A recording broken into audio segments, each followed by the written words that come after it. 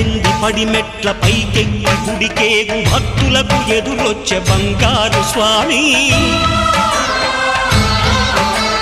ఇరుముడులు స్పృశించి శుభమనుచు దీవించి జన బృందముల చేర జగమేలు స్వామి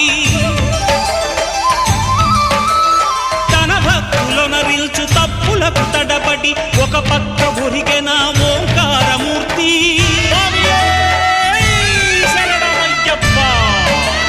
స్వాములందరూ తనకు సాయము కాగా ధీమంతుడై లేచె ఆ కన్య స్వామి